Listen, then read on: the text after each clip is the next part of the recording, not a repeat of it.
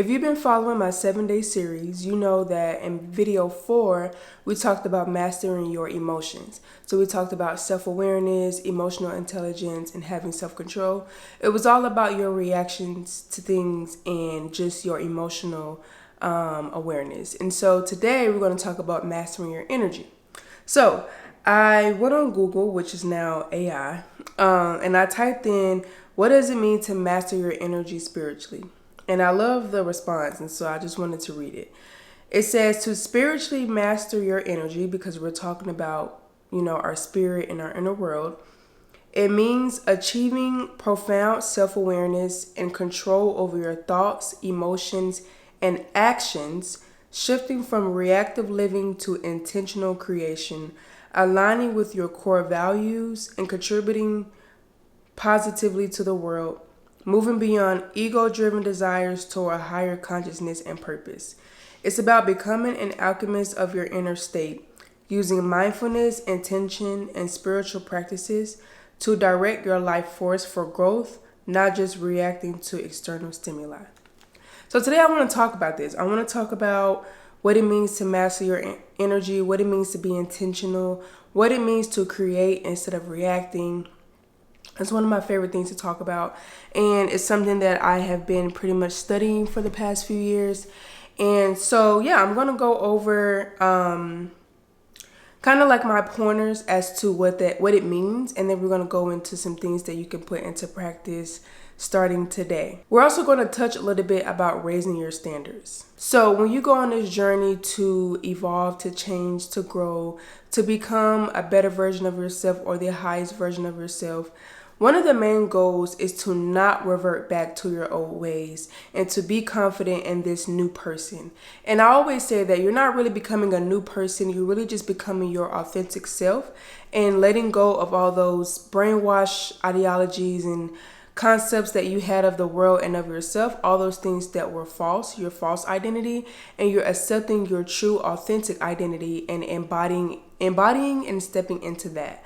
So when you are on this journey, like I said, the main goal is to not revert back to your old ways, your old habits. It's not to say that you won't, but the goal is to become more stronger and to become a master of your energy and a master of the things that you do, so that you won't go back to your old self or your old ways. You won't, fall victim to certain temptations, to certain things that used to trigger you, to certain things that used to, cause you to do things that you really didn't want to do. And so I'm kind of going to go over what it looks like when you accept this new person and what it means to be confident in it. So first thing is, you have to accept that you will be misunderstood. That's something that I had to accept at a really young age, because I've always been aware. I've always saw things from a higher level, and I've just always naturally not fit in and naturally not understand or like things. So for instance, when I was in high school, I was just this huge advocate for not smoking. I just felt like it was a waste of time, a waste of energy. I felt like it was only doing you harm. Of course, I didn't have a higher level of understanding, addiction. And so being in high school and just being young and just being young and dumb, as they say, I was just very I stood 10 toes behind it. And it's something that I love to debate about.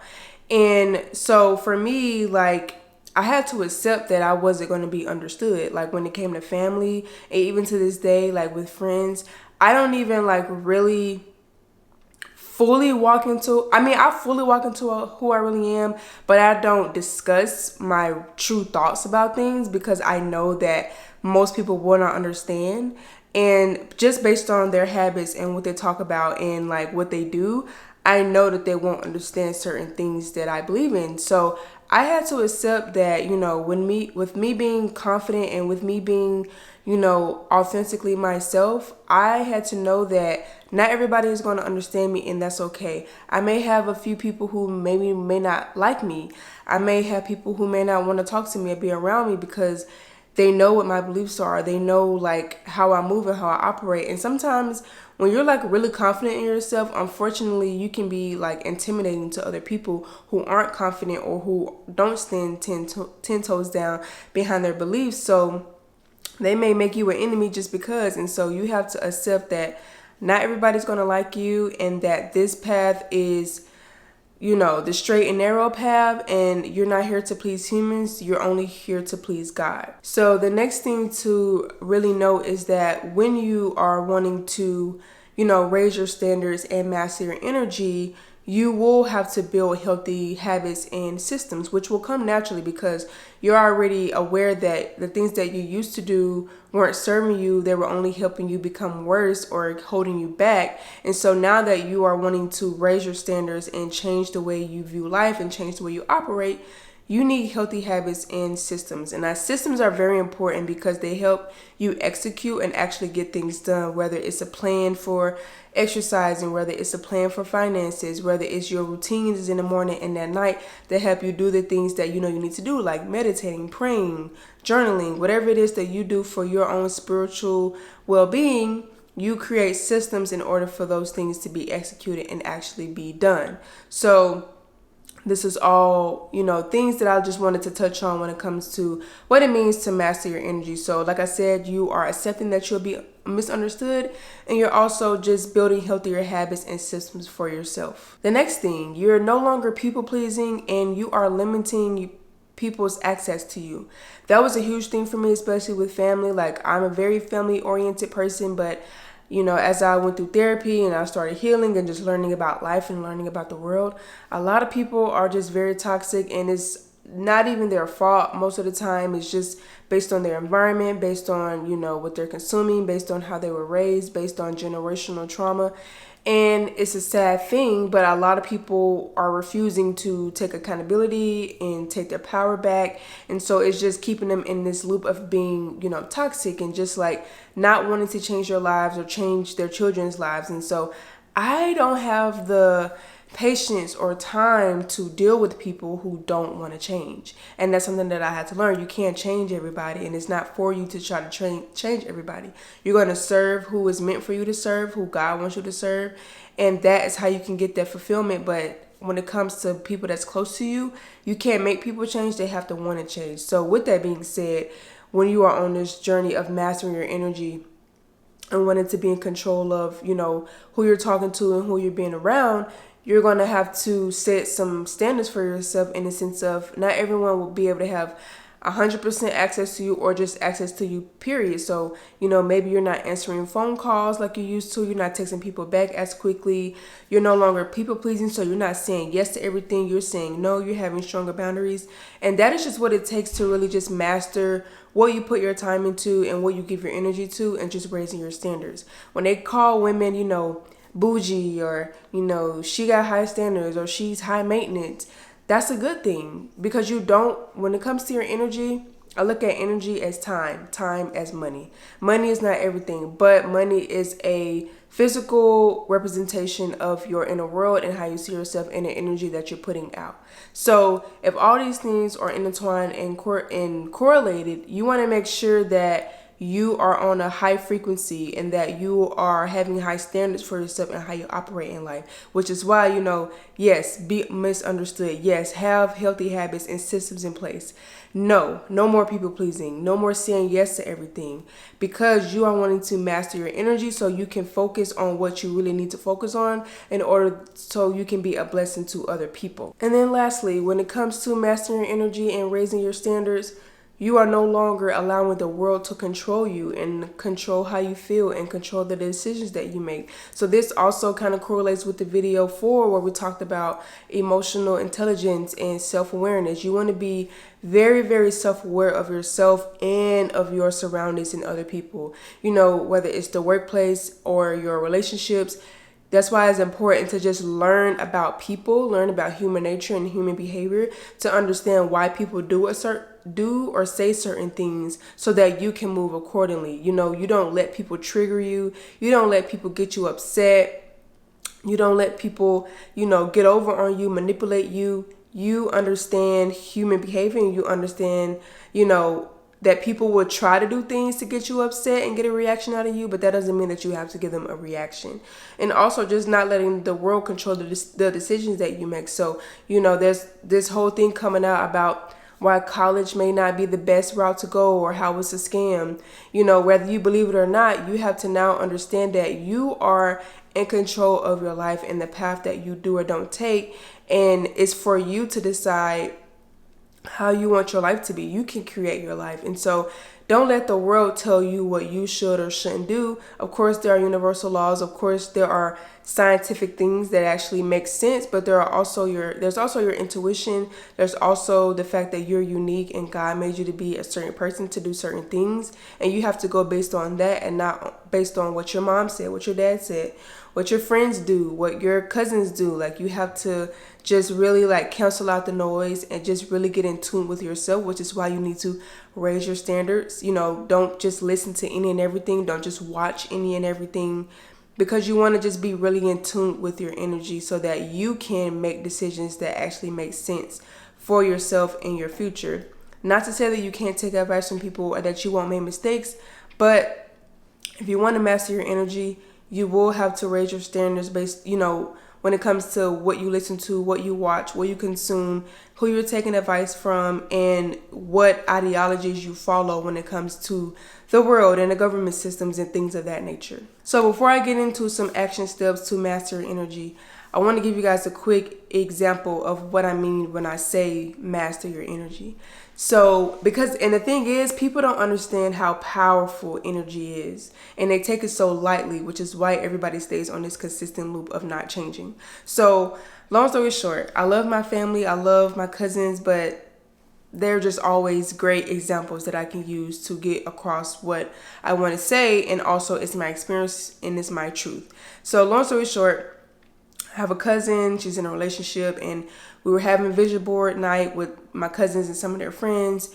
I was about to leave, and this particular cousin was talking with her boyfriend and basically she wanted my advice on their relationship. And as someone who's married and someone who really values real relationships, I'm quick to call out people, and I'm not afraid to tell people no, that's wrong, or yes, you're right.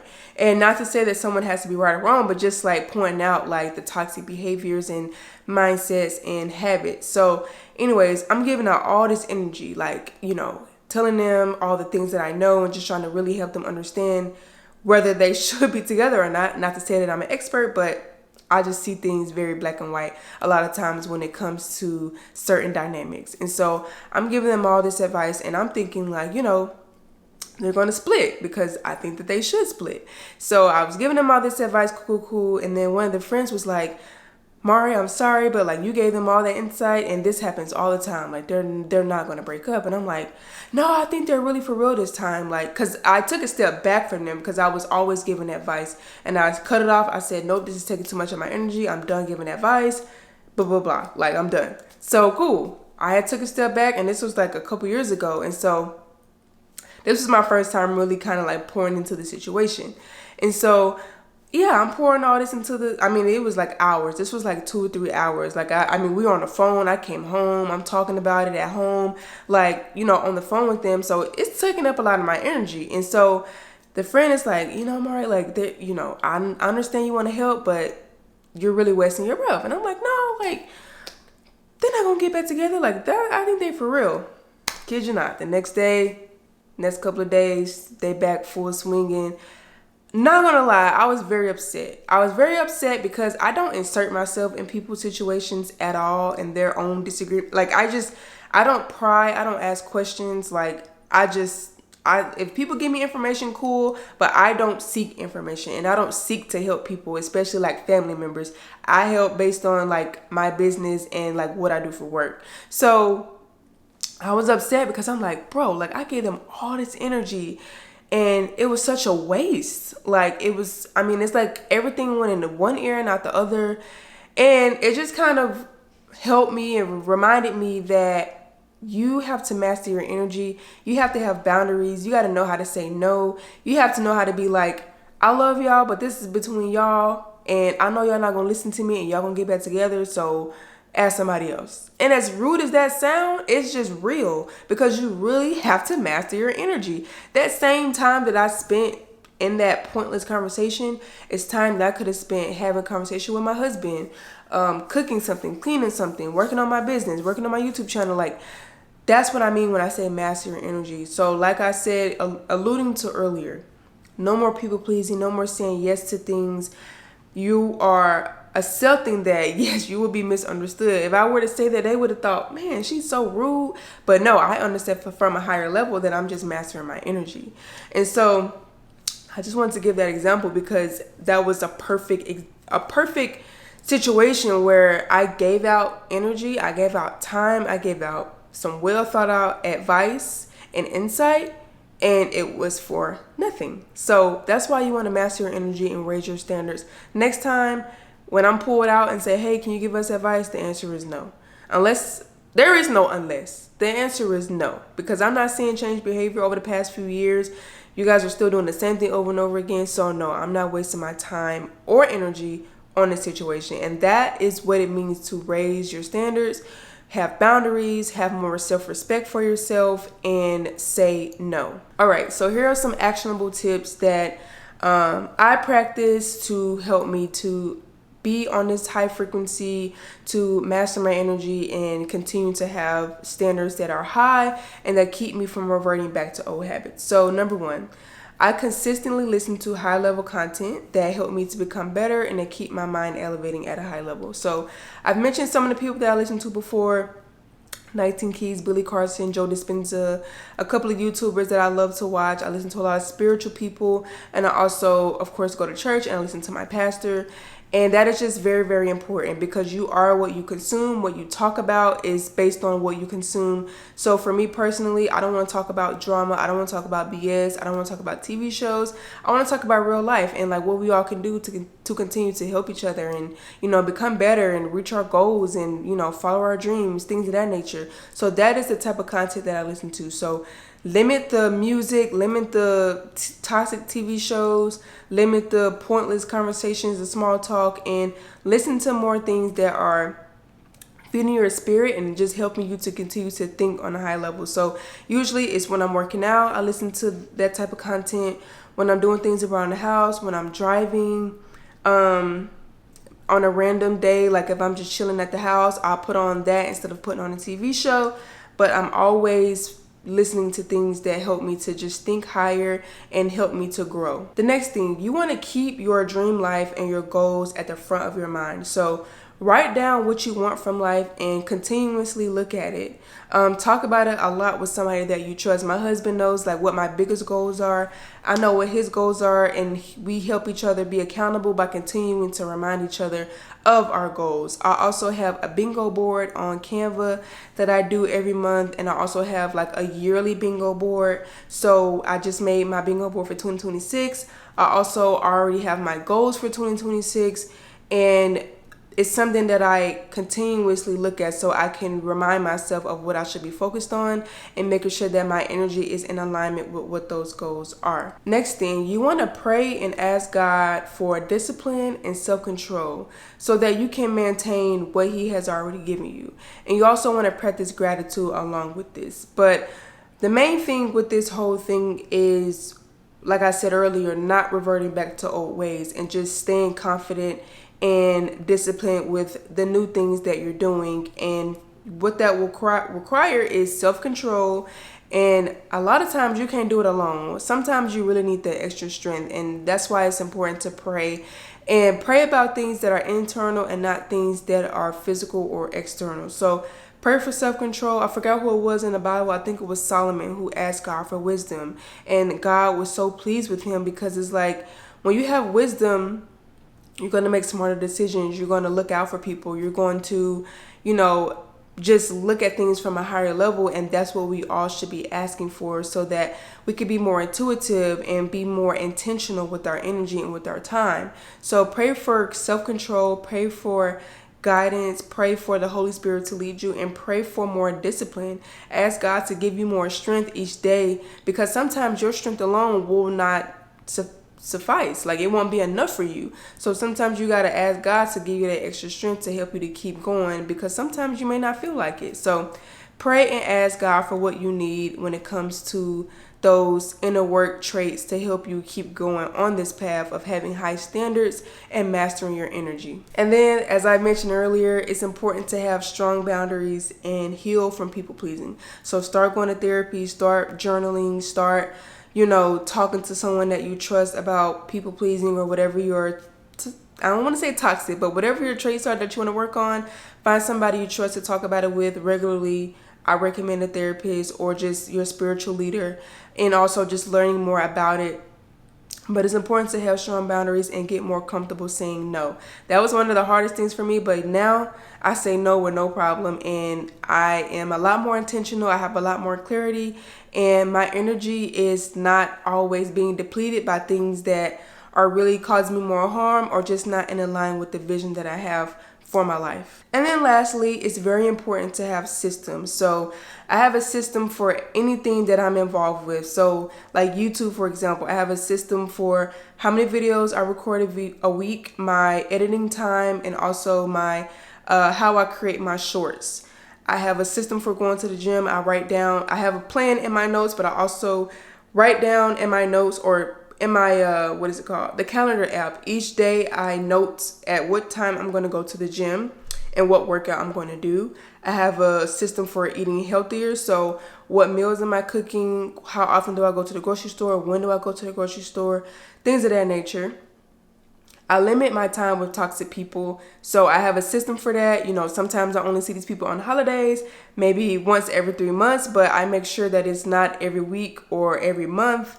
I have a system for limiting distractions. So like I give myself time, pleasure to, watch TV shows or talk on the phone with certain people, but it's on a system. I don't talk to these people every week. Like I said earlier, it's maybe talking on the phone is usually like every 3 weeks. It used to be every week, but I've pushed it down to every 3 weeks because I'm just a very intentional person and I'm working on big things and I don't have time to sit on the phone and talk about BS. If we could talk about things that were actually important and you actually want to grow and change, yeah, we can talk all day. But since that's not the case for most people in my life, I'm not going to sit on the phone and talk to you. So limit distractions, limit your time with toxic people, and then lastly, keep your environment clean, your car, your home, and your workspace. So me and my husband are consistently cleaning our apartment. We're very intentional with washing our clothes, with, unloading and loading the dishwasher, cleaning the restrooms. We have a system for all of that. If you don't have a system for it, nothing will be executed. You can write it down all day. You can have a plan all day. But if you're not taking action and having a routine for yourself so that you won't even think about it, you'll just do it, you'll fail every time. So it's important to have systems in place in order for you to master your energy and just continue to operate at a high level. You won't be perfect. You will fall off. People usually fall off on the holidays, but that's why it's important to have systems and routines, because that following week or following day, you can get right back on track. And of course, we have to end this video with a verse, and it's from 1 Peter chapter 1, verses 14 through 15. So you must live as God's obedient children. Don't slip back into your old ways of living to satisfy your own desires. You didn't know any better then, but now you must be holy in everything you do, just as God who chose you is holy. For the scripture says, you must be holy because I am holy. God wants us operating at a high level. He wants us to be doing great things. He wants us to be leading and serving people in a way that benefits the whole society. And so it's important that you be intentional with not slipping back in your old ways. Be aware of it. Know that it will be easy to, and that your body will naturally want to, but that you are being challenged and called to continue on this path and push through the discomfort, push through the changes you have to make, and be intentional about growing. So I hope you guys enjoyed this video and you got some of the tips that I shared. Please keep on watching for this series. We have one more video. I hope you've been enjoying this 7-day series. I will see you guys in my next video.